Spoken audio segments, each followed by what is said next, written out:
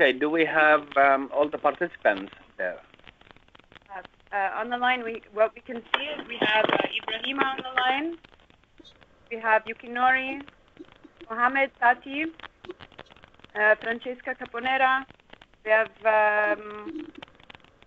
Ahmad.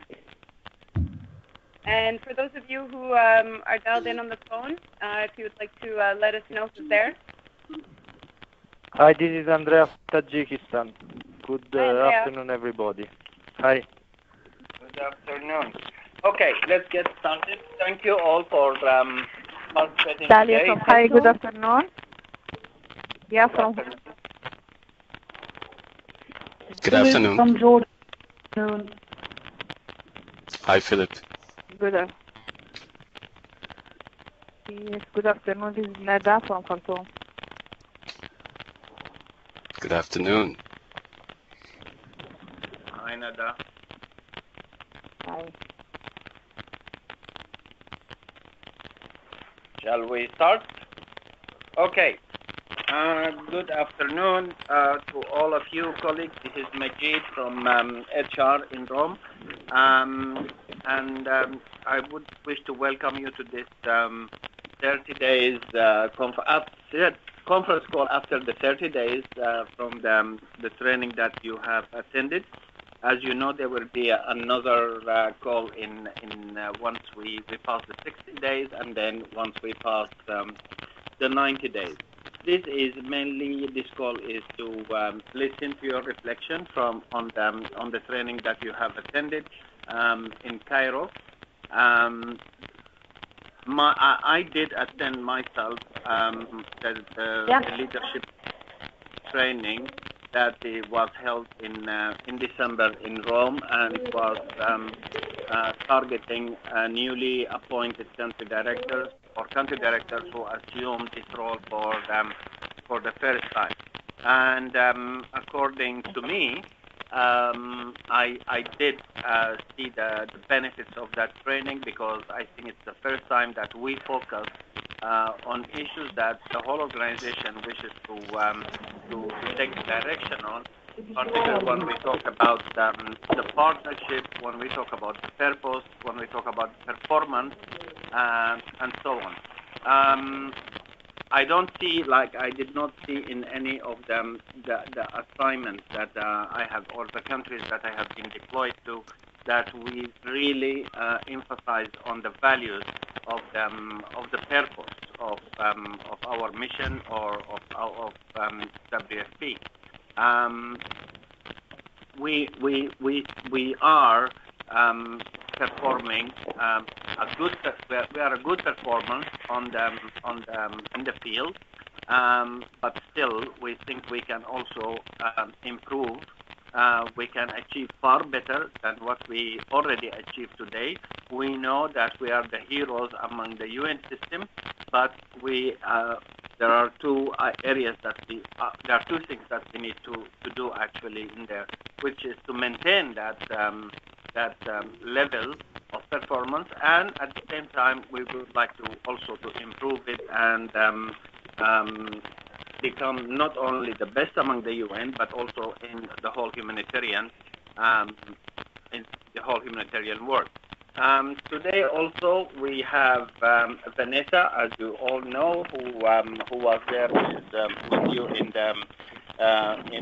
Cairo. Charlotte was there. Okay, sorry, Charlotte was there. And then we have Jules, who was also there with you in Cairo. This is going to take like an hour.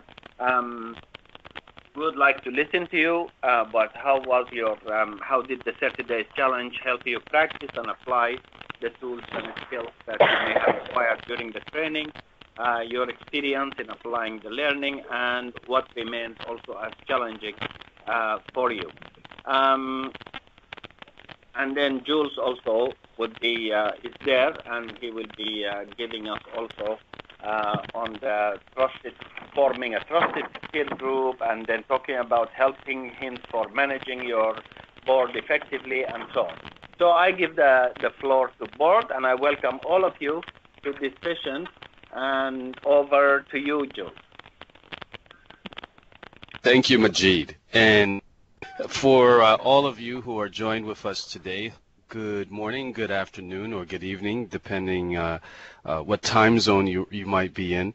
But it's really a pleasure to be with you all again to share some thoughts this morning from where I sit here in the Washington, D.C. area. So the way in which we like to structure our check-in calls, and as a way that I invite each of you to perhaps engage and learn from not only what I have to share, but also from each other, is really to start with reflections and lessons from the field.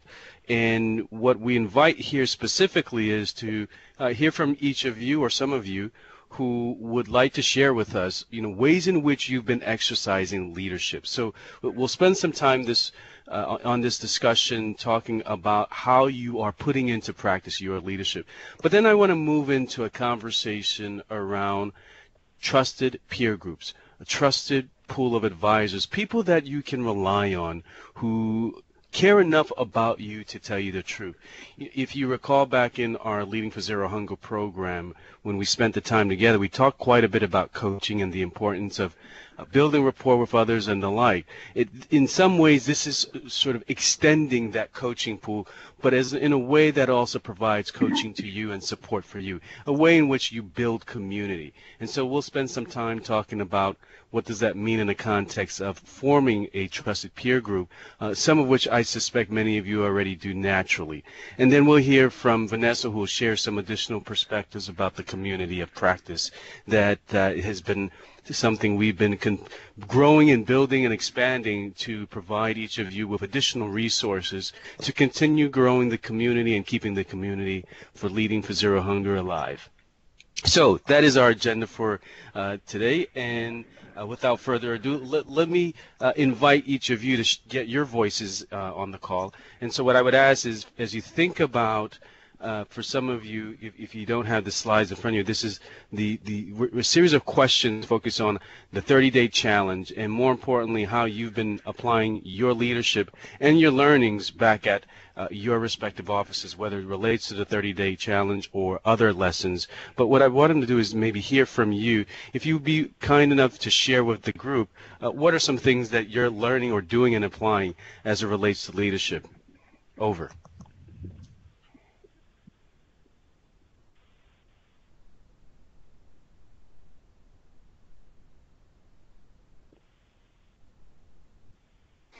So then, in the spirit of keeping us moving, maybe I'll call on a few folks, and maybe that'll get us started. So maybe I'll ask the chief if he'll share some of his thoughts. Mohammed, if you'd be willing to share with us some of your experiences, whether it's with the 30-day challenge or other ways in which you've applied your learning back at the field, we welcome hearing from you and from others.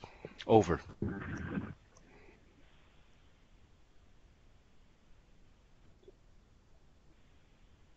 Hello? Hello?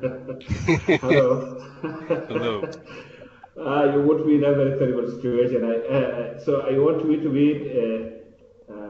to start, though I wish to start maybe after some people, but since you choose to ask me to do so, in fact, I found from the experience that with the 30 days challenges, indeed all of them were very helpful. They were all very helpful.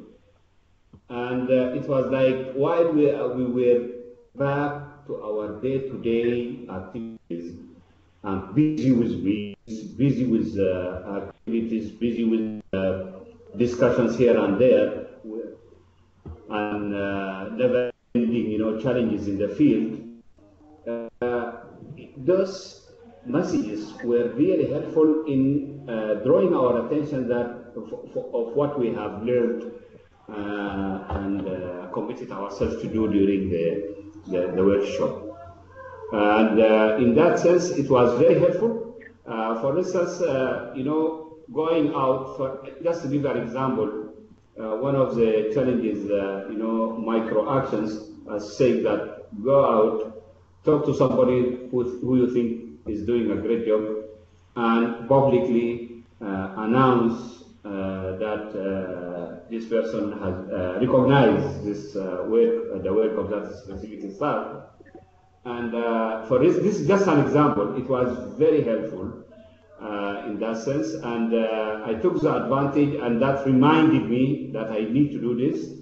And there was a very good, forum for that. We had a general staff meeting, and in that general staff meeting, I consider that is a very good forum to apply this micro, action challenge. And then I took the advantage and announced to all staff that our colleague X did a great job and has been achieving so and so and so. The office would like hereby to recognize and appreciate and thank him for the great job.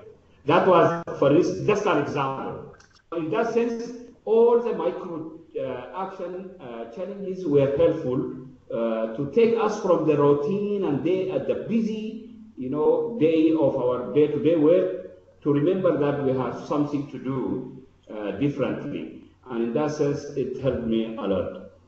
If you need other examples, also I can give if necessary. Thank you, Mohammed. I appreciate that, and I want to invite others to share their perspectives. But I appreciate you sharing your example, and you make a point that I suspect others are also thinking about, which is that the 30-day challenge does serve as a good reminder that there are things, very simple things that we can do day to day that do make a difference, and that do make a difference in other people's lives. And so the hope, and I suspect maybe perhaps for some of you, that by doing these things and these acts of leadership day to day, it becomes more of a habit. And so that's why the 30-day challenge is set up in a way to continue to reinforce those habits on an ongoing basis so that they stick, if you will. So let me invite others, whether it's Nada or Isam or Ibrahima or Francesca or others who are on the call that perhaps would like to get their voice in. Let's hear some reflections from others. Over. Can I volunteer? Absolutely. Who's speaking? This is Samar. Samar. How are you? So, yeah, I'll just give my own reflections actually on it. And I must say first thanks to HR for doing it really well this time, because usually, it's one of you attend the training or a workshop, and then, there's no continuity behind it. So it's what you get in that, on those 3 days. And I think the reminders helped us a lot. From my own perspective, I think it challenged me in some of the cases where, being an IT person, sometimes we communicate using, let's say, emails a lot. And I think some of the reminders that we used to get on a daily basis challenged me to make sure that I can go get out of my desk and go and talk to people face to face, meet new people as well. I think it was very interesting. And I think it's one of those things that even beyond the 30, 60, 90 days, we have to keep on doing it in one way or another. I don't know what remains as challenging for me, but I think the challenge is to continue doing it and not just stop, when the program is over. So I think it was very positive, and I think it was really, really worth it. Thank you, Samar. And one of the things that I suspect others on the call are doing that I also want to invite for others to consider, just because the 30-day challenge for each of you may be finished, there are many of your colleagues who have also been able to share those challenges with people on their teams as a way to get others in the practice of leadership. So if you haven't had that chance, I would encourage and invite each of you to perhaps explore how you can share some of those messages and pass that on to others on your team as a way to create a multiplier effect. Jules, if I may quickly intervene, not all have good sound quality. So if it would be possible to just quickly summarize, as you're already doing, for each speaker afterwards. Sure. So I'll make this brief. So some of what we heard from Mohammed and from Samar is that the 30-day challenges serve as good reminders and also good prompts for them to get out from their desks or to talk to others, but to practice leadership on a day-to-day basis, especially given how busy can be. And so that's basically the sort of the general messages that have been shared thus far in reflections. I hope that helps. Yeah, Muhammad, again, maybe with regard to the what was a challenge for me in this particular 30 days micro actions, those coming during a weekend. In this region, in the part of the region where we are working, Friday is an official holiday, and we were receiving those micro challenge emails on Fridays while we are not there, so we cannot even apply what we receive. So we were putting it in our agenda to do it maybe at the beginning of the week, and then by doing so, that was a challenge because you have now a group of challenges that you need to handle. Although I sent out an email saying that please consider Friday is a weekend in some areas, and if you exclude it from the 30 days challenges. That was the challenge for me to handle. Thank you. Actually, that's a good reminder for us on the team that will continue to provide 30-day challenges going forward. So for those of you who weren't able to hear clearly, Mohammed's point of feedback, which was a challenge for him, was at times receiving challenges on a Friday, which is a day off for many of you, that it just created a challenge because no one was available, or he wasn't available to receive those challenges on a Friday. So the feedback to us, myself and Vanessa, is to ensure that as we continue moving forward, to make sure that the regions that we are working in, that we do take into account the days that you're off. So that's a great point of feedback. So thank you for that. So why don't we hear one more reflection before we move into the content of our day? And what I would ask is if there are examples from those of you on the call focused on how you live your purpose. Each of you spent quite a bit of time refining and crafting what your purpose in life and how that ties to WFP's mission and purpose, what that means for you and how that translates into leadership. So I'd be curious to hear from those of you willing to share, how have you been living your purpose, and what acts have you been engaged in that lets you or lets others know that you've been living your purpose? Over.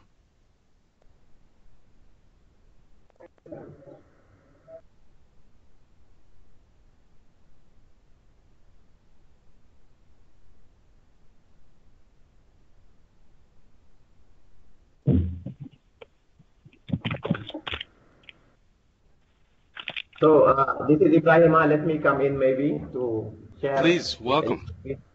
Yeah, thank you.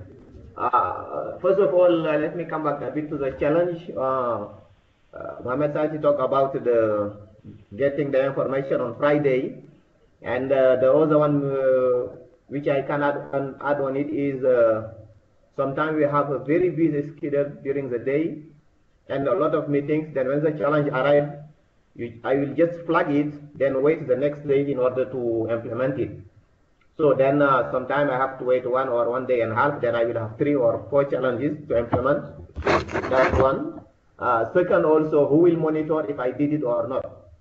So to find a solution, I was sharing it with my staff assistant and with a few head of unit here. Then we were discussing at the end of the day, as we are living in the same guest house, if we did it, if we didn't do it. Did you go discuss with someone? Did you share information? Did you say thank you to a staff? So we were discussing in the evening, then sharing the experience, then at the same time preparing ourselves for the next challenge for the next day. That's it. Our purpose is upon arrival, we organized here our retreat. Then it was an opportunity to share many information from the workshop. So we can find that there was a little misunderstanding about the purpose of people and the purpose of the organization. That it was also another challenge to explain to people. It took us, I can say, almost 2 or 3 hours discussing about it with other colleagues during the retreat. At the end, we said, okay, let's have a discussion by unit. Then after the discussion by unit, it become more easy to make people understand what was their purpose compared to the organization purpose and how to align it. So this is just to summarize my experience here in Janena area office from Sudan. Over. Thank you, Ibrahim.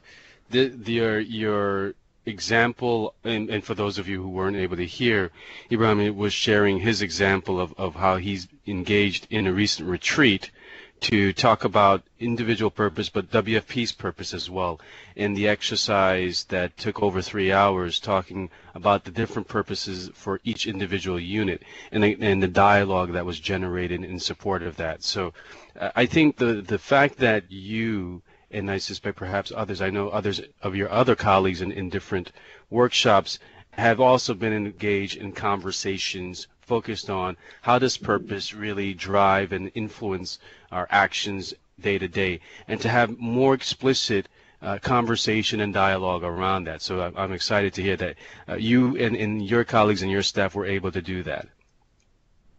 So what I would invite then, for those of you who haven't had a chance to share your reflections, but certainly I suspect you have them, to just note things for yourself, even as you listen to some of your colleagues exchange their examples, that something may get triggered for you, and the goal and the intent really is for you to continue learning, and for you to learn from your experience and to mine your experiences as a source of additional energy and insight to help you navigate the waters of leadership. And so with that being said, I invite you again to just reflect on what is it that you're learning most about yourself as leaders. And so in that spirit, what I want to do is maybe turn our attention now to focus on the role that networks or communities serve in the context of our leadership. So if we can move to the next slide. One of the things that I asked, or you were asked as part of the preparation for today's discussion, that you were asked to complete, was an exercise focused on your peer group. An exercise that really was an opportunity for you to begin to think about and reflect on really how are you when it comes to engaging others. How are you in your level of comfort in doing so?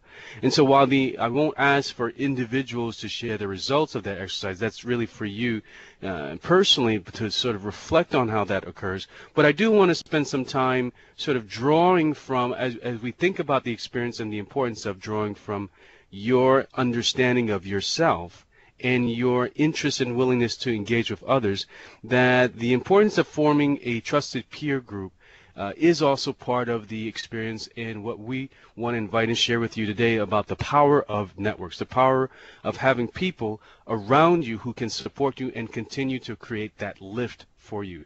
And specifically, these are people, regardless of whether they provide inspiration or perhaps they may sometimes drive you crazy, or these might be people who are allies or in at times may be around to provide constructive debate or challenge. Nonetheless, the point here is that these people do matter, and they play different roles. And like it or not, these peer groups, they play a big role in most personal and professional outcomes. So I start out with this idea of a trusted peer group, and people call it different things, whether it's a personal board of advisors, or my kitchen cabinet, or my community.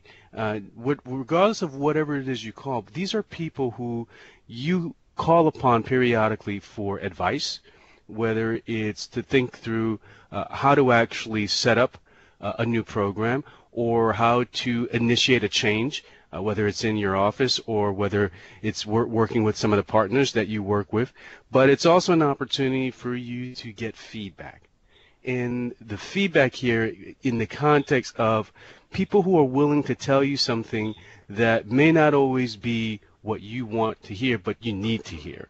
And because they come from a place of love or trust and caring, that they're able to provide that perspective that ordinarily may not always be easy to hear, but because it's from people that you care about and they care about you, the message can be heard in a way of which it's intended.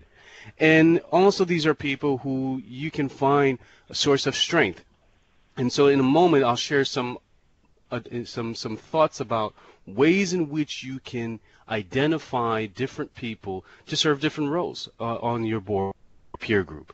And so I'm just curious, for some of you on the call, when you went through the exercise and you completed sort of the mini questionnaire, when you think about the idea of forming a trusted peer group, what are some examples of how you're already doing this, or ways in which you're thinking about doing it from this point forward? Let's hear from some folks on the call. Over.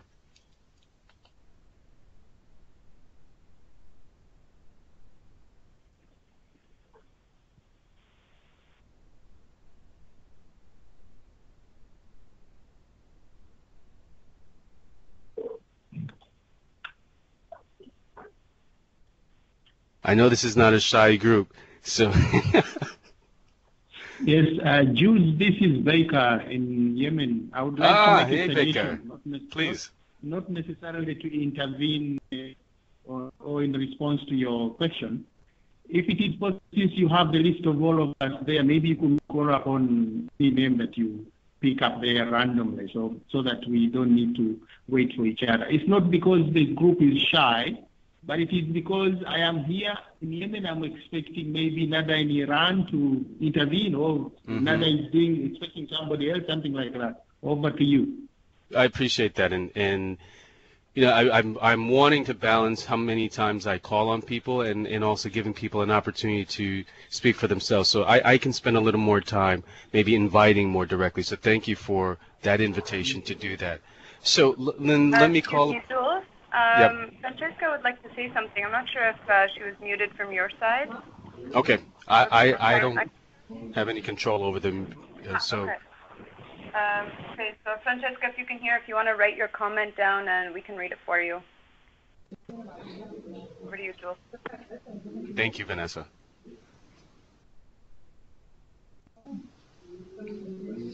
Hello? Hello.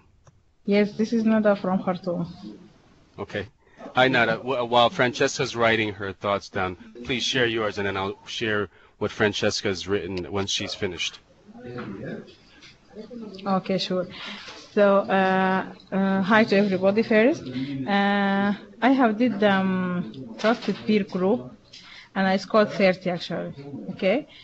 So it seems like where I scored lower is where I had the feeling that the task is a little, or not the task, the area is a little bit critical, where you cannot feel very comfortable to delegate the things to others. So I need to relook to that things. However, I have, since I came back from that training, I have formed the trusted peer group, or start initiating this one, based on the skills of each one. People that you can really trust, delegating some tasks to them. It is with some challenges, but I guess that's like I'm doing well on that. That's great, Nada. Yeah. Thank you for that. Yeah. So for those of you who weren't able to hear clearly, Nada was sharing that she's already started to form a trusted peer group, and that it hasn't been easy, but it's a work in progress, and so I'm paraphrasing here. But nonetheless, that it is something that she's finding to be of good support and helpful to really think about her trusted peer group and to form that. There's Francesca has also shared some of her reflections that I just want to share for the group. It's important, so I'm quoting, "It is important to maintain good relations with colleagues and sector experts at the regional bureau and headquarters, as expert support is an essential element of a well-designed and implemented operation, particularly in a small country office where the limited number of staff can't address fully the multiple corporate thematic demands. For this, networking is essential." And so to build on Francesca's point around the importance of networking, you know, one of the things that in any time, and in my experience in working with other leaders and forming their personal peer groups and the like, you know, what I always say to them, and I share this with this group, is that the conversations that you need to have or desire to have with the people in your peer group are what I would call crucial conversations. So these are crucial to whether it's accessing resources, whether it's information, whether it's connections to people or key stakeholders or partners, but it's one element of being crucial is to accessing resource. Another is crucial conversations to your development. Many of which you've already been exposed to in the context of coaching. But to take that a step further, it's not just about coaching, it's also about getting feedback and to hear how your leadership does have an impact on others. Or it might be conversations, crucial conversations that are important and crucial to your success. In other words, the people that you need to enroll and enlist as it relates to your progression as a leader.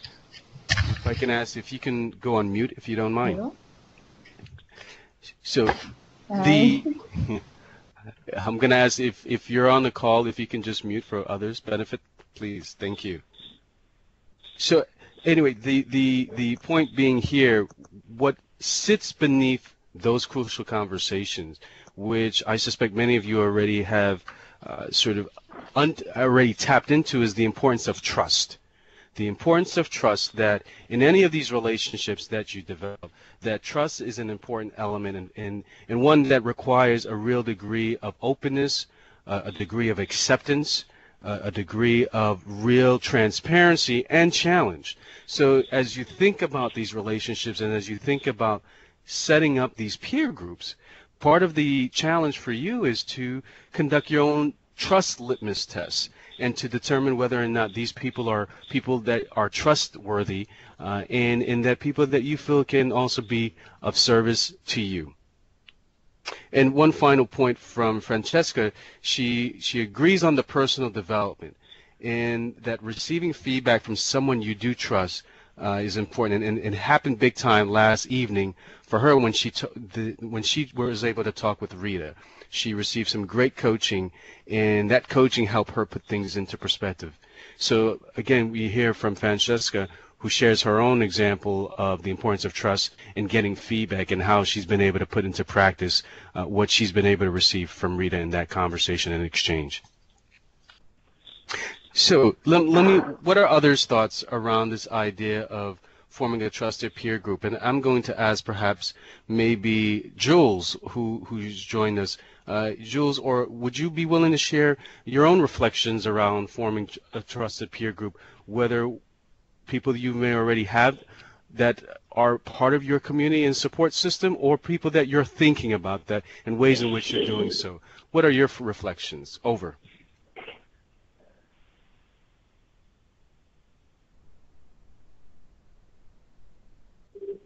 Jules, if you're talking, you are on mute.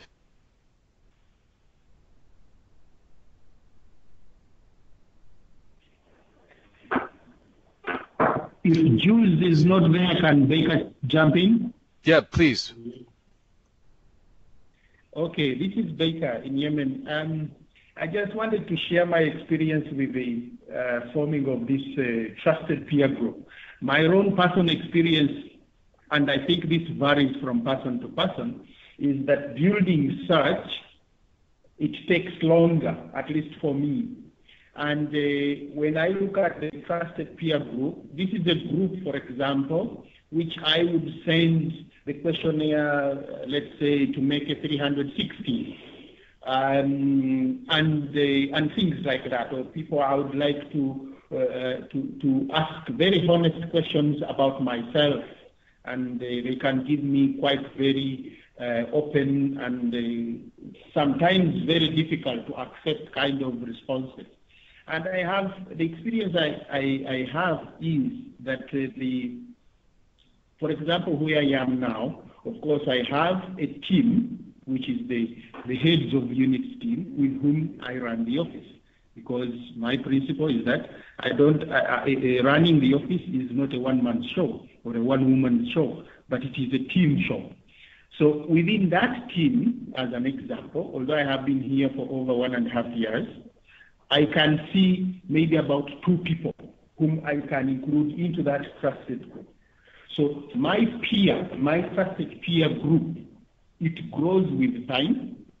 and it does not necessarily it is not necessarily something which I can formulate within, let's say, 3 months or 6 months. Over to you. Thank you, Baker. I'm struck, for those of you, I'll share in summation what Baker shared, which is that forming a trusted peer group does take time, and that the importance there also is to focus on team, and that in the spirit of team, that those relationships don't just form overnight, but that, and then this is my paraphrasing and the meaning I take away from that, that in investing in those relationships, that the benefit can be well worth the investment of time and energy. So there's something else I want to share around this idea of a trusted peer group, and for those of you that this concept may not be completely clear, let me offer some additional perspective. So let's move to the next slide. One of the things that I wanted to share here is, when you think about a trusted peer group, the way to think about this and to build or draw from Baker's point around time, your trusted peer group and the people that sit on it can change over time. They don't have to be the same people over time. And in fact, I would even employ you to consider changing or rotating people out, because the needs change. You change. Your leadership will grow. You will have new challenges, and therefore it will require either widening that circle or perhaps refreshing that circle. But what I would offer to start, for those of you who this idea of a trusted peer group is one that perhaps is fairly new to you, what I would invite is maybe to start with thinking about the kind of roles people can play in that group for you. So I offer 3 here. 1, being a thought partner.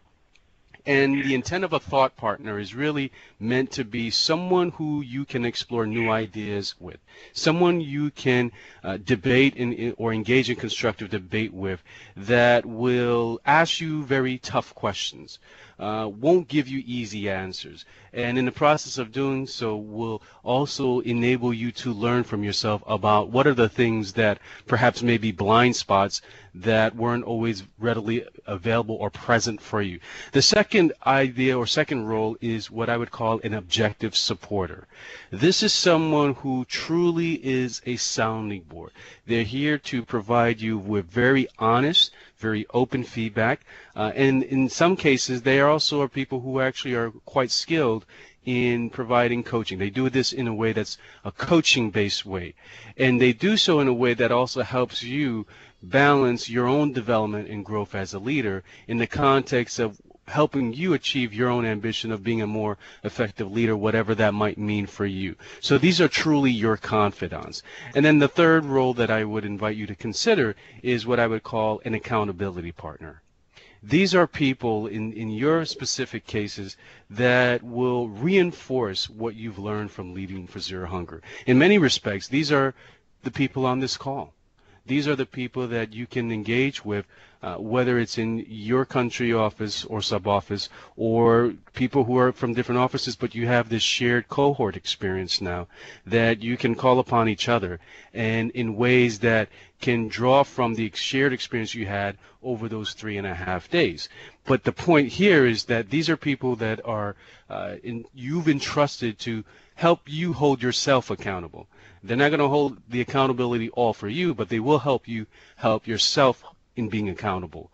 And so I offer these 3 roles as a place to start, certainly not a place to finish. But for those of you who are really thinking about who are these people, where and how do I construct this peer group, what are the things that speak to my own individual needs as a leader?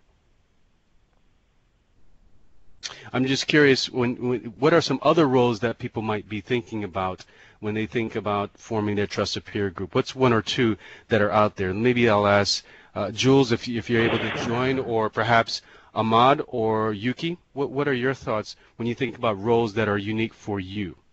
Over.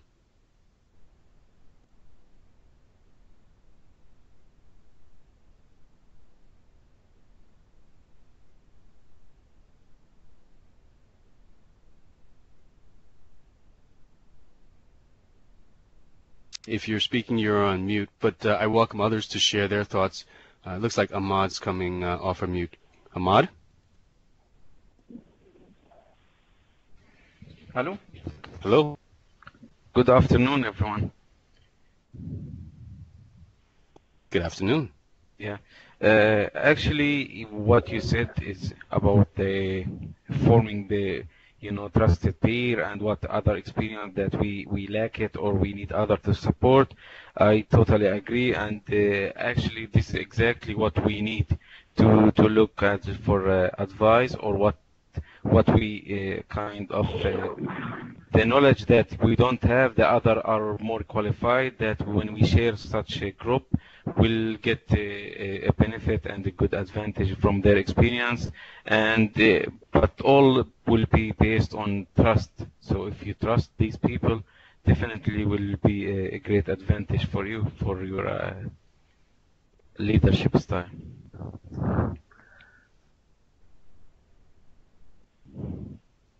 Thank you, Ahmad. Thank you. Yuki, were you willing to share some of your perspectives? Or even Philip, I know you're on the call as well. Welcome you to share your thoughts about different roles that you're thinking about for people on your trusted peer group. Over. Hi, Jules. This is Yuki. Actually, the three roles you already listed are very comprehensive, and I really count on my friend's support in these areas, especially in a situation I deal with in Darfur. So I cannot see the 100% clear situation to go ahead. I asked my friend, colleague to point out the black point I don't realize, and also now ask for the objective comment to make my position more the confirmed position, and also now to make a decision more accountable for others. So this is perfectly fine, perfectly for me. Over to you. Thank you, Yuki. So and for those of you who couldn't hear, in summation, Yuki was sharing that these three roles are fairly comprehensive for him, and that he does see value in looking at these three roles, because the benefit and support that he could get from enrolling people into these roles could have great value. So I'm also aware of time, so let me continue to sort of bring some closure to this discussion of a trusted peer group, and recognizing the conversation obviously will continue even beyond this call.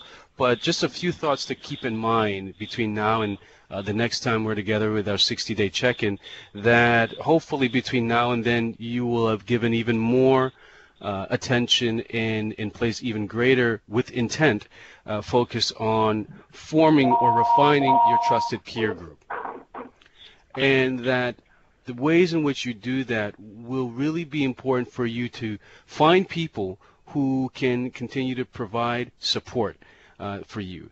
And find people who also you can get that support in a way that continues to whether provide care for you, whether it's providing knowledge for you, or whether it's ways in which you are able to get access and introduced to new people that expands your network, even thinking about partnerships or lessons learned, that you do so in a way that allows you to really tap into this pool of people that continues to be a source of support for you.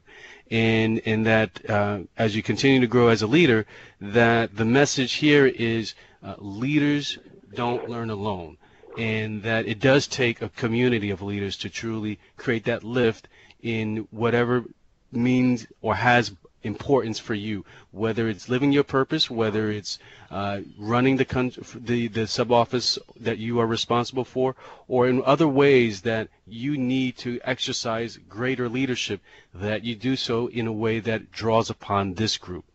So hopefully that was helpful and useful, and even with the little mini questionnaire you completed, that perhaps you can even share with others on your teams, that this idea of forming a trusted peer group and expanding that group over time will be something that will continue to be something you put into practice for yourselves. So I want to turn it over now to Vanessa, who, in the spirit of community, will share some other things we've been putting in place for you in building and strengthening this community of leaders as learners. Over to you, Vanessa. Thanks, Joel. So this is a good segue, a good introduction. Many of you have accessed the community of practice that we have, the leadership community. That's where all of the information is placed for you. I just want to talk a little bit about what the community of practice is, why it's there, and how we would encourage you to use it. So we basically created this space based on feedback that we received when we did these numerous consultations with your peers before designing the program. So one of the things that were lacking from previous management trainings or middle management program, for example, was to have this space where people can exchange their knowledge and their experiences and their best practices. So I think it was Summer at the beginning of the call, who had mentioned that he does a lot of things via email, and doing the 30-day challenge, for example, actually got him up and talking to people. And this is really just another type of tool that allows you to do the same, but for the IT expert from your desk or from your home. So the purpose of this space is really to create a dedicated space for you and for your group, just the group that was in Cairo. And we will publish content that has, could be articles or videos related to leadership and leadership development. But really, we also want to hear from you, and hope you participate in discussions. You can share interesting articles or books that you've read recently, maybe something that's worked for you, discuss on the 30-day challenge, because a lot of the times we learn from, yes, our own experience, but also from others' experience. So it's nice to see what others are going through. Perhaps somebody else has achieved something that's challenging for you in a successful way, and you can learn from this, or vice versa. Perhaps you have encountered several challenges with the same issue and finally have found a way to resolve, and it would be a great way to share that. It would be a great way to share this success with your peers as well. So the purpose, of the community of practice is really to have a resource center for you as leaders, and to really create a leadership culture and expand your peer network. But this can't be done, just like the peer group, this can't be done without you. So we're here to support you and to provide information, but again, it's really up to you to participate and actively participate on the community. Right now, keep in mind that we are developing it, so we are open to any feedback you may have, and hopefully eventually we can be on a more user-friendly platform. At the moment, we're on a teamwork space. But you can find everything related to the program there, and we'll be uploading weekly content. So you can set up alerts to be notified whenever new content is up, or you can check it frequently or on a weekly basis to see what's new and what's going on with regards to Leading for Zero Hunger and leadership development in general. Are there any questions or any comments as to your experience so far with the space? Over to you.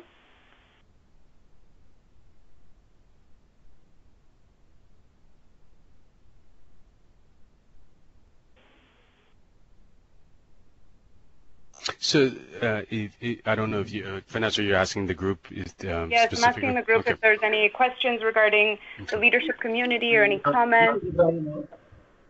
I'm sorry?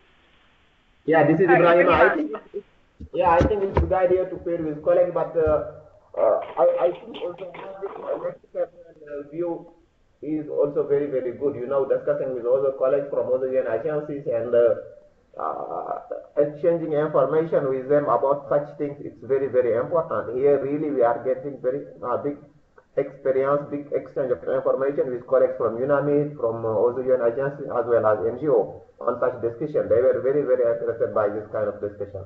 I think also it will be good to have them around, not just pairing with the colleagues with whom we work in Cairo. Over to you. So if I understood correctly, Ibrahima, you're suggesting to have the other partners participate in such discussions, is that right? With the community of practice? Yes. Okay. Yeah, okay, so that's a great idea, and unfortunately with the team space right now, this is one of the limitations we have, but certainly an idea we have for future site when we can provide access to external groups. So this is a fantastic idea, and I'm noting it now actually, so that we can set up a structure similar to that in future. So thank you for that. Are there any other comments or questions before we close the call?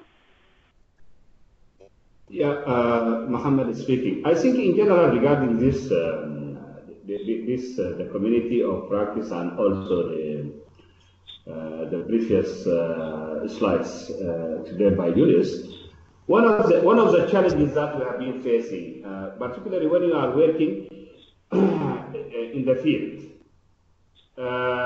you may be the most senior person in that specific group, and to create that trusted peer group, people that can be very open and discuss with you openly.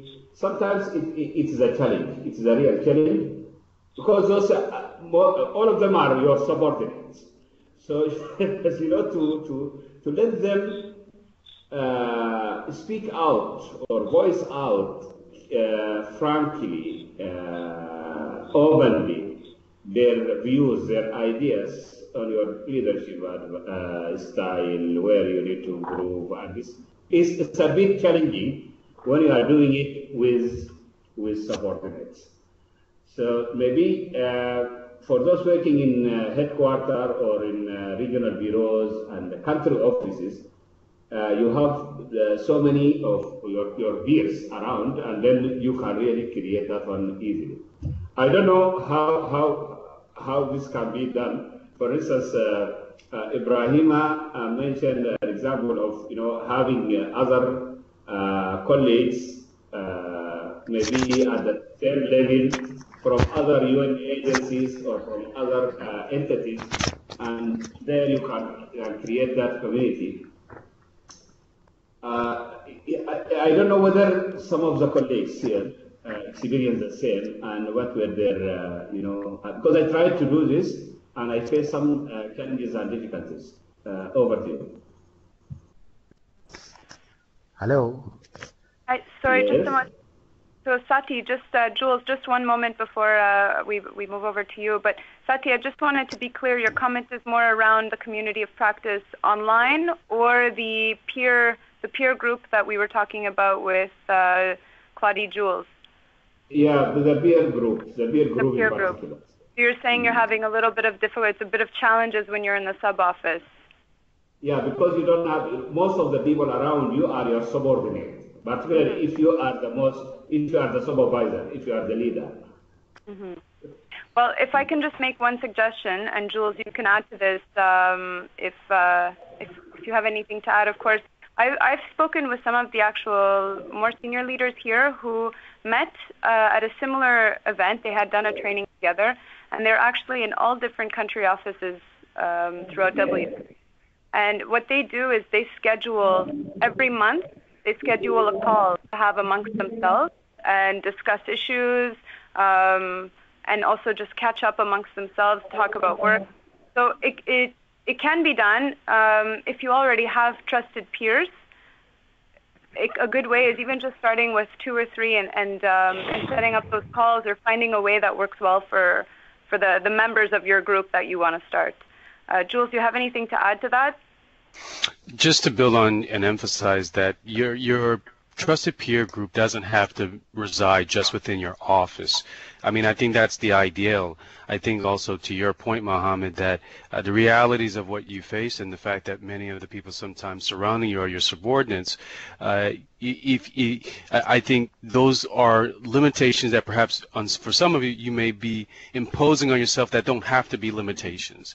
And that if you think about the role that you want people to play on your peer group, in your trusted peer group, that you may discover that hierarchy has nothing to do with it, and that there is a skill or perspective that you do value that can be from your subordinates. So I offered that as an additional frame, but outside of that, I think you can reach beyond just your office to extend and engage with other colleagues who are in a similar place and time in terms of their own trajectory as leaders. So I offer and welcome and invite each of you to consider even going beyond just the people within your everyday experiences to form those relationships with.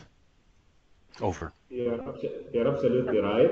And these are the limitation I was referring to.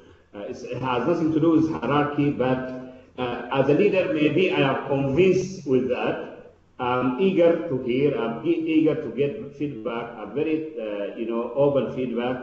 But, there are certain limitations when you are working, particularly in the field. So the idea of having maybe my peers from surrounding, maybe from NGOs, from other organizations, that may work. Hello. Terrific. Hi, Jules. Jules has a comment that he would like to make. Go ahead, Jules. No, I want to honor... no, sorry, Jules Rwamba as well. Okay. Yeah, so let's take this last comment, because I do want to honor people's time, because we're a little over, but I do want to invite this last comment before we close, please. Okay, thank you. I'm sorry because you were not hearing me when I was talking previously, but now it seems to be good. I would like to share an experience that we have developed here in Sudan, and since 2 years, by preparing a kind of a monkey survey to get and to collect the view of people on our leadership, our unit, and the service we are providing to other units. And it depends on how you build this questionnaire. But then we provide a certain time to people through their computer. Everybody can answer, and then our city is putting everything together and sent by unit. It really provide us a real feedback, because we don't know who and who reply, but they can truly provide you their feedback on what you are doing, about your service. And we have done 2 years now. Now we are having currently a meeting to compare what we have done last year and what we have done. It is really, really helpful for us to know exactly how to change our behavior, individual and service way. Thank you for sharing that reflection. That's actually a great way for us to conclude with such a powerful perspective. So why don't I suggest the following then, and bring us to a close, that for each of you, we do want to invite and support you continuing this dialogue and this reflection, and to use the community of practice site to perhaps continue that exchange, but also when we reconvene in the next 60 days to share, and now that you've had a chance to experience what a check-in call is about, we do want to invite more reflection as a way to also have others learn from each other, not just from what I share, but certainly from learning from each of you amongst ourselves as peers. And on that note, that there is a trust that's been formed with this group, and one that has been a theme for this conversation around forming a trusted peer group, that going forward, that as you think about the people that you form or identify, that trust, particularly in the context of whether it's being reliable, open, or non-judgmental, continues to inform how you think about the ways in which you need to find and get the support you need in whichever ways that means and has significance for each of you. So on that note, I want to wish each of you a great evening, if it's evening for you, or afternoon, or the rest of the day. And we look forward to the next time we get together. So thank you. Over. Thank you. Bye-bye. Thank you. The chief of the village is saying goodbye to everybody. Okay, goodbye. Good night. Good night, Chief.